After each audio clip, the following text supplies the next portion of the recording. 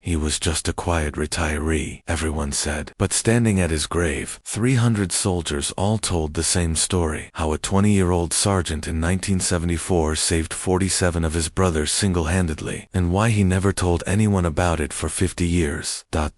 From which city around the world are you watching this video today? Write it in the comments. And if you believe the stories of forgotten heroes deserve to be told, don't forget to subscribe. In the small Texas town of Millbrook, Robert Bob Henderson, who lived in an old house, passed away quietly at age 73. Heart attack. Sudden, painless. His neighbor Martha Williams found him 3 days later. She'd come to pick up his newspaper when she noticed the window curtains were still closed. He was a strange man, his neighbors said. Never talked. Wouldn't even say good morning. Grocer Joe Stevens said the same things. For 20 years, he'd come in every morning, buy his coffee, pay his money, and leave quietly. Never even tipped. When funeral arrangements began, a shocking truth emerged. Bob Henderson had no family, no wife, no children, no siblings, just an old ID, a few books, and a small house filled with faded photographs. When the funeral notice appeared in the local newspaper, it contained only this information: Robert Henderson, 73, has passed away. No known relatives. Funeral service will be held at Millbrook Cemetery, Wednesday at 2 p.m. Pastor William had been serving at Highland Baptist Church for 30 years. He'd seen lonely funerals before, but Bob Henderson's funeral was different, because only one person was expected to attend: real estate agent Kevin Murphy, coming to pick up the house keys for cleaning. That Wednesday morning, cemetery worker Frank Williams arrived early for work as usual. In his 40-year career, he'd witnessed thousands of funerals. This will be the quietest funeral I've ever seen, he thought. Chairs were arranged, only 5 of them. The casket was simple, plain, unadorned. At 1:45 p.m., real estate agent Kevin arrived. He wore a suit, but looked uncomfortable. Pastor William was ready too. They both looked at each other and nodded silently. "Can we begin?" Kevin asked. "I don't think anyone else is coming." Pastor William glanced at his watch. "Let's wait 5 more minutes, maybe.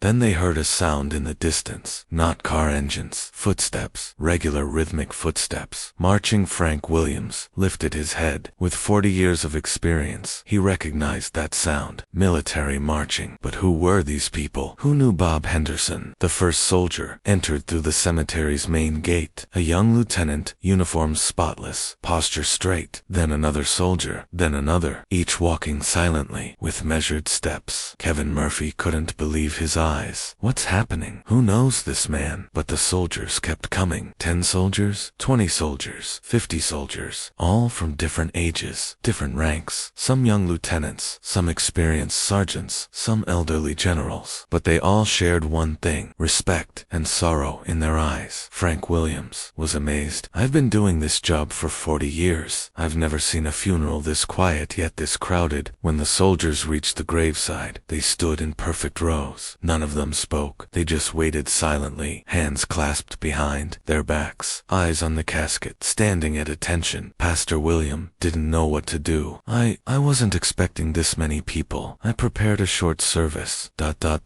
Then an elderly general stepped forward. White hair, lined face, but still standing straight. Dozens of medals on his chest. He pulled a folded paper from his pocket. "Pastor, with your permission," he said. His voice was soft but authoritative. "I'm General Morrison. There are things that need to be said about Bob Henderson." Pastor William nodded. He didn't understand anything anymore, but at that moment, he just wanted to listen. General Morrison unfolded the paper and began to read. Robert James Henderson, born 1951, enlisted in the Army at age 18. In 1969, Vietnam War, 1974, Alpha Company, 2nd Battalion, Staff Sergeant rank. Kevin Murphy took a deep breath. So he was a Vietnam veteran. But General Morrison continued. March 27, 1974, ambush near Saigon. 48 soldiers surrounded. No way out. Radio broken. Ammunition running low. Commander wounded. And that day, 23-year-old Staff Sergeant Bob Henderson made a decision.